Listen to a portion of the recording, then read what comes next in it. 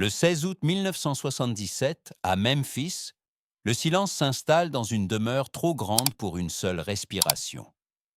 Graceland, un manoir blanc, entouré de grilles, autrefois envahi par la musique, les rires, les allées et venues incessantes. Ce matin-là, une salle de bain devient le dernier décor. Pas de scène, pas de public, seulement un corps immobile et un nom que l'Amérique croyait éternel. Elvis Presley meurt à 42 ans, seul, derrière une porte fermée. L'homme qui faisait trembler les stades s'éteint sans un seul applaudissement. À sa mort, sa fortune est estimée à plusieurs millions de dollars. Des maisons, des droits musicaux, des objets devenus reliques avant même d'être rangés.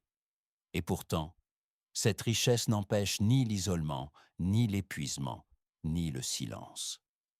Dans Graceland, tout semble figé. Les couloirs gardent l'écho de pas disparus. Les miroirs reflètent une absence. La lumière du matin éclaire une gloire qui ne répond plus. Comment l'homme le plus célèbre de sa génération peut-il mourir ainsi, à l'écart du monde qu'il a façonné? Comment une voix capable de soulever des foules peut-elle finir enfermée dans une pièce sans témoin? Graceland n'est plus seulement une maison. Elle devient un mausolée vivant, un lieu où la fortune s'accumule, pendant que le silence s'installe. Car derrière la légende du King, une autre histoire attend d'être racontée.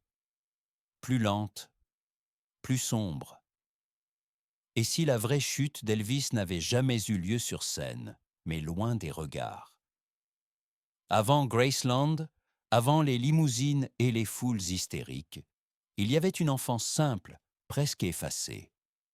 Un garçon né dans une maison modeste du Sud, entouré de silence, de musique religieuse et de rêves trop grands pour les murs qui l'abritaient. Très tôt, la musique devient un refuge, une voix différente, un mélange inattendu de gospel, de blues et de country. Quand il monte sur scène pour la première fois, quelque chose bascule. Le public ne comprend pas encore ce qu'il voit, mais il le ressent. Puis la déflagration. Les radios s'emballent, les salles se remplissent. Les mouvements de son corps choquent autant qu'il fascine. En quelques années, il n'est plus un chanteur prometteur. Il est une révolution. Les concerts deviennent des tempêtes. Les cris couvrent la musique. Les regards se fixent sur lui comme sur une apparition. Chaque passage à la télévision déclenche un phénomène collectif que personne ne maîtrise vraiment. La gloire s'installe vite, trop vite. Les contrats s'enchaînent, les films se succèdent, l'image se fige, répétée, exploitée, contrôlée. Mais derrière cette ascension fulgurante, un déséquilibre se crée. La célébrité enferme autant qu'elle expose. Le succès impose un rythme que le corps peine à suivre. Et déjà, dans l'ombre des projecteurs, la fatigue s'accumule.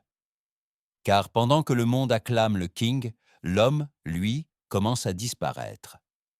Loin des scènes, loin des cris, loin de la liberté qu'il chantait. Et derrière cette gloire absolue, une solitude silencieuse prenait lentement racine. Avec le temps, la cadence ralentit. Les tournées s'espacent, les apparitions deviennent plus rares. Le corps, soumis à des années d'excès et de contraintes, commence à céder. La voix tient encore, mais l'énergie s'effrite. Graceland, autrefois symbole de réussite, se transforme en forteresse. Les grilles protègent autant qu'elles enferment.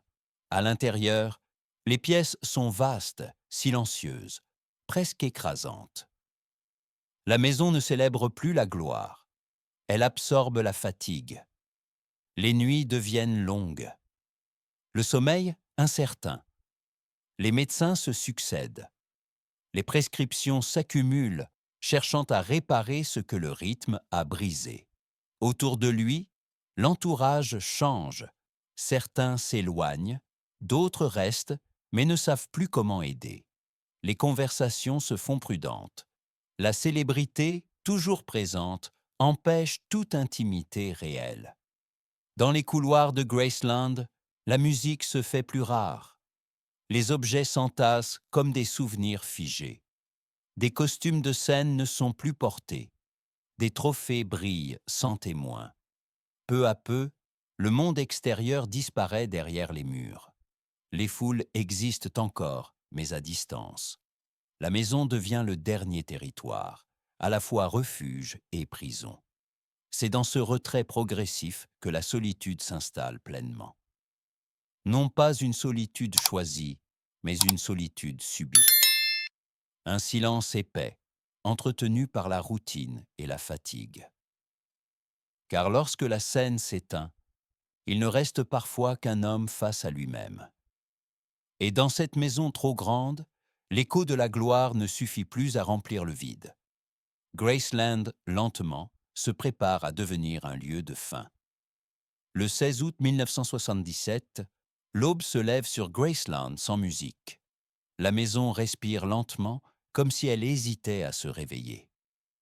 Dans une salle de bain à l'écart, derrière une porte close, le temps s'arrête. Il est découvert seul. Aucun témoin.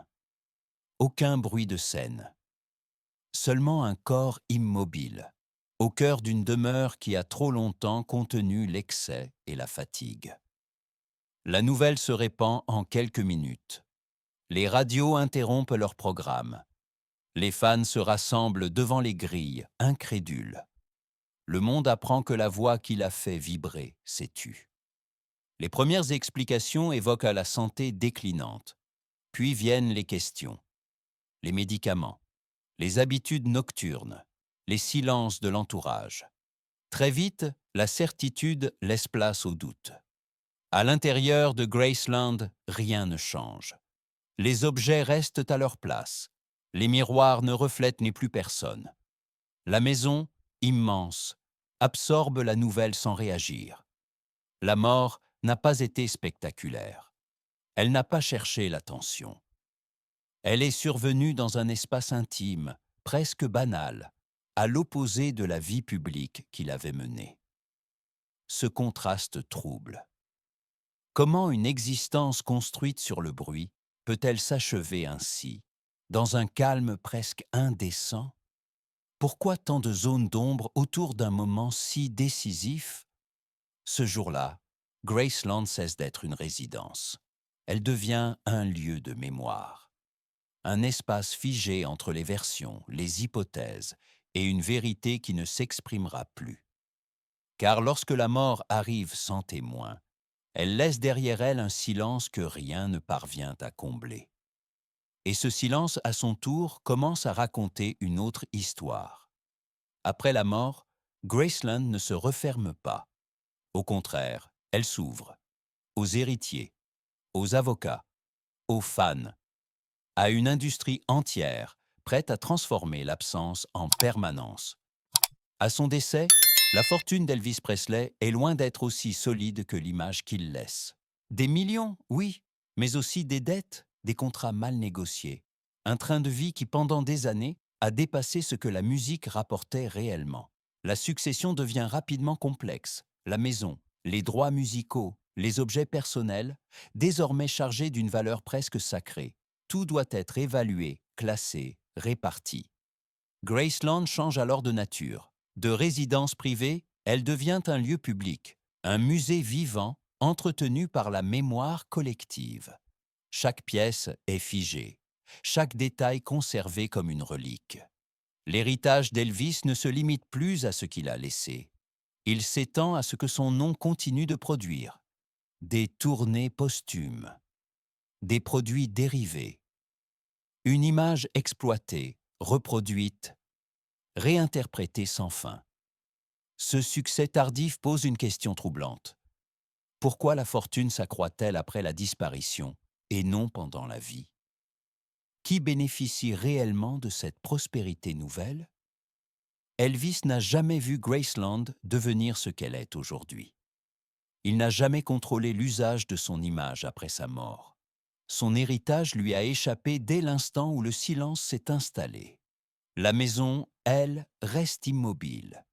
Les visiteurs défilent. Les voix s'entremêlent. Mais derrière cette agitation, une absence demeure intacte. Graceland respire encore la gloire. Mais elle abrite surtout un paradoxe, celui d'un homme devenu immortel, précisément parce qu'il n'est plus là pour l'être. La fortune circule. La légende grandit. Et lui, silencieux, reste à l'écart de tout cela. Peut-on parler d'héritage lorsque celui qui l'a créé n'en fait plus partie? Ou n'est-ce qu'une mémoire transformée en mécanisme? Sa voix continue de résonner, même lorsque la maison est vide. Dans chaque couloir de Graceland, un écho subsiste, discret mais tenace. La musique survit. L'homme, lui, s'est retiré depuis longtemps. Il fut une révolution sonore, une icône de liberté, un symbole de puissance. Mais derrière la légende, il y avait un corps fatigué, un esprit enfermé, et une solitude que la gloire n'a jamais su apaiser. Graceland est devenu un lieu de pèlerinage, un espace où l'on célèbre ce qu'il a représenté, plus que ce qu'il a réellement vécu. Les visiteurs viennent chercher une présence. Ils ne trouvent qu'un souvenir soigneusement conservé. Son héritage est immense. Sa fortune, désormais stable, continue de croître. Mais aucune somme, aucune reconnaissance tardive ne peut répondre à la question essentielle. Qu'est-ce qui reste lorsqu'on a tout donné à la scène? Est-ce la richesse accumulée? Ou le silence laissé derrière soi? Peut-être que la véritable trace d'Elvis ne se trouve pas dans les chiffres, ni dans les murs de Graceland. Elle réside dans cette contradiction irréductible entre le bruit de la célébrité et le calme de la fin. Car certaines vies ne s'éteignent pas brutalement. Elles se transforment en écho. Un écho qui traverse le temps sans jamais retrouver son origine. Le silence ne détruit pas la légende. Il en révèle la fragilité.